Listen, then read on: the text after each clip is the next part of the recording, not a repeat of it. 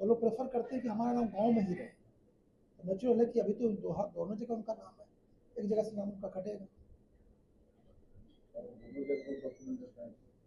क्या चीज़?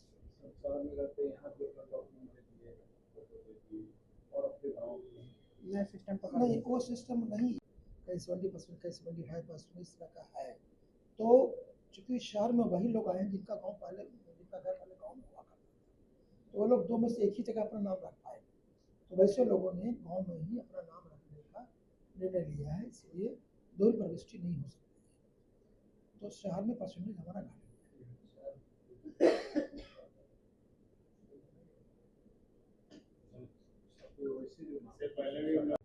नहीं, रिसीविंग मिलना शुरू हो गया है।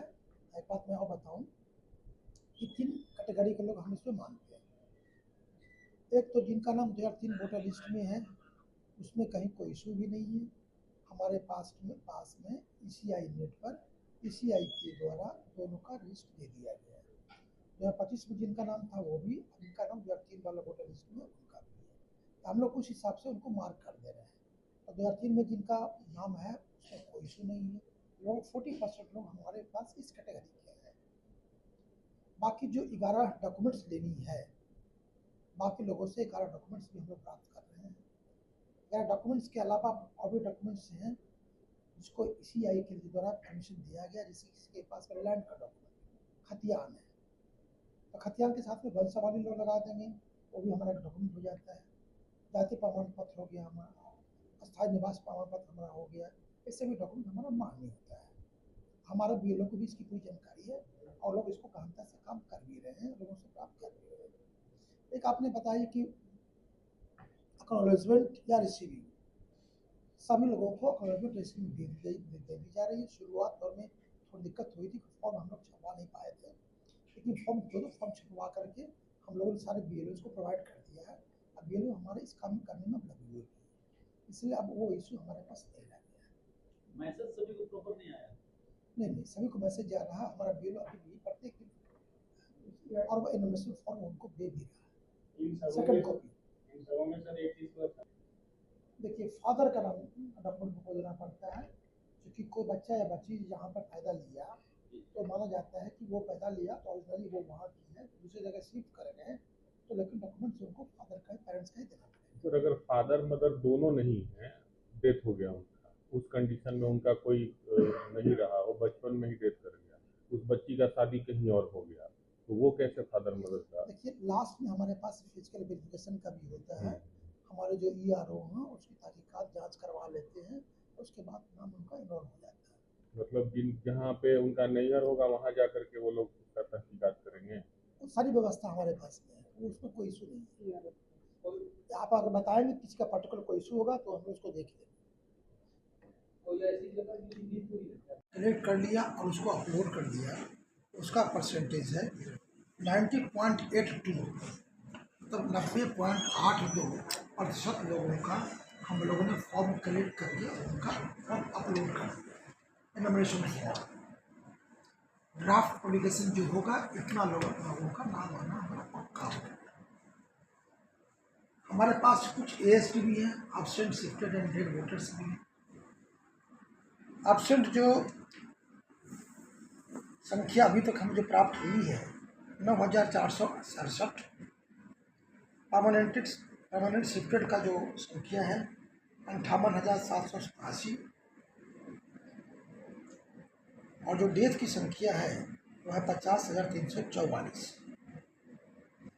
कहने का मतलब 7.17% लोग जो हैं ASD की कैटेगरी में हैं आज के डेट। तो 90.82% का हम लोगों ने फॉर्म अपलोड कर दिया, उनका नाम ड्राफ्ट में रखा हो गया। 7.17% जो लोग हैं वो SD लिस्ट में है, तो उनका नाम ड्राफ्ट पब्लिकेशन में नहीं आएगा। शेष 2.01 हैं वोटर्स, वो अभी तक हम लोगों को उनका फॉर्म प्राप्त नहीं हो पाया है और वो SD लिस्ट में भी अब तक शामिल नहीं हुए हैं। तो हम लोग अभी इनको ट्रेस करने में लगे। तो आपके माध्यम से मैं सभी लोगों से अपील है कि जिनका भी नाम, जिन्होंने अपना फॉर्म हमारे बीएलओ को नहीं दिया है, वो कृपया बीएलओ को अपना फॉर्म दे दें, या जो मोहल्ले वाले टोले वाले हैं अगर उनको जानते हैं तो हमारे बीएलओ को मदद कर दें कि अगर वो शिफ्ट कर गए हैं, कहीं बाहर चले गए हैं, ऐसे लोगों के बारे में बताएंगे तो हमें सुविधा होगी, ताकि 100% हम लोग रिजल्ट 26 के पहले प्राप्त कर लें। ये अपील मुझे आपके माध्यम से करनी है। इसमें आप सभी लोगों का सहयोग चाहिए, ताकि कोई भी मतदाता हमारा छूटे नहीं और हम लोग पूरी एफिशिएंसी के साथ में 100% रिजल्ट हासिल कर सकें। सर रिसीविंग नहीं मिल रहा था लोगों को। नहीं, रिसीविंग मिलना शुरू हो गया है। एक बात मैं और बताऊं कि 3 कैटेगरी के लोग हम इसमें मानते हैं। एक तो जिनका नाम 2003 वोटर लिस्ट में है, उसमें कहीं कोई इशू भी नहीं है। हमारे पास में ECI नेट पर ECI के द्वारा दोनों का लिस्ट दे दिया है। 2025 में जिनका नाम था वो भी, जिनका नाम 2003 वाले वोटर लिस्ट में उनका भी है। तो हम लोग उस हिसाब से उनको मार्क कर दे रहे हैं। तो 2003 में जिनका नाम है उसमें कोई इशू नहीं है। लोग 40% लोग हमारे पास इस कैटेगरी के हैं। बाकी जो 11 डॉक्यूमेंट्स लेनी है, बाकी लोगों से 11 डॉक्यूमेंट्स भी हम लोग प्राप्त कर रहे हैं। 11 डॉक्यूमेंट्स के अलावा और भी डॉक्यूमेंट्स हैं जिसको ECI के द्वारा परमिशन दिया गया, जिसके पास में लैंड का डॉक्यूमेंट खतियान है, तो खतियान के साथ में वंशावली लोग लगा देंगे, वो भी हमारा एक डॉक्यूमेंट हो जाता है। जाति प्रमाण पत्र हो गया हमारा, स्थायी निवास प्रमाण पत्र हमारा हो गया, इस सभी डॉक्यूमेंट हमारा मान्य होता है। हमारा बीएलओ को भी इसकी पूरी जानकारी है और लोग इसको गहनता से काम कर भी रहे हैं, लोगों से प्राप्त कर भी रहे हैं।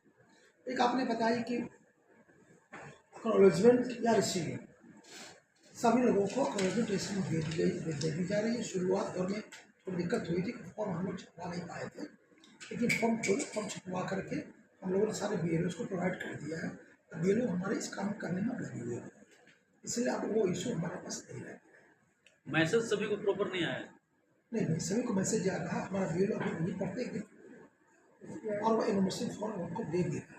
इन सबों में सर एक चीज़ तो अच्छा लगा कि एक सामान्य आदमी भी बीएलओ को ये गाइड कर सकता है कि हाँ वो जानते हैं इनका नाम होना बिल्कुल, चाहिए। हम मतलब लोग जागरूक हो गए, SIR के बारे में पूरी जानकारी प्रत्येक पब्लिक को हो गई है, ये एक अच्छी बात है।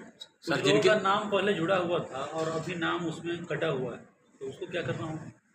2025 में नाम उनका नहीं, वोटर लिस्ट में नाम नहीं याद करने का बाद। पहले से था, लेकिन अभी वो लोग का जो है वो नाम नहीं उसमें शो कर रहा है। नहीं, 2025 का जो इलेक्टोरल रोल हमारा बना है उसमें उनका नाम है या नहीं है? उसमें नहीं है। अगर नहीं है तो इसका मतलब यहाँ पर नहीं होंगे वो, या अगर ऐसी समस्या है तो अगर वो यहाँ पर आ गए हैं तो फॉर्म 6 भर करके अपना नाम ऐड करा सकते हैं, तो 1 अगस्त के बाद हो पाएगा। सर जिस लड़की की शादी हो गई है तो वो अपने पिता का डॉक्यूमेंट जमा करेंगे 11 में से किन्हीं एक की, या अपने ससुराल का जमा करेंगे?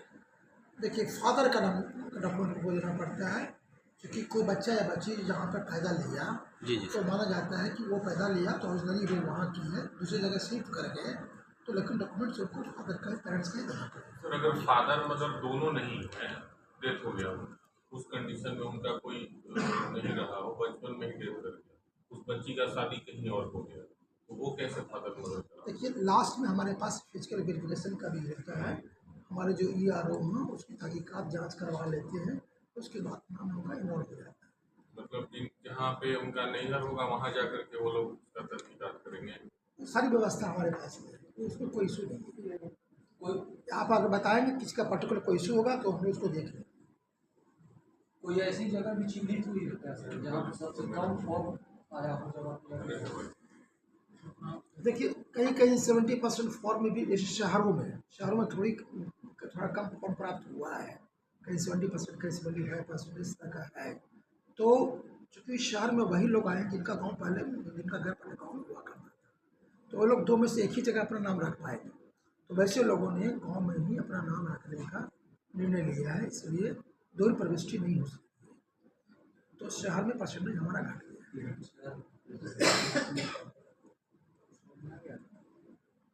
धन्यवाद।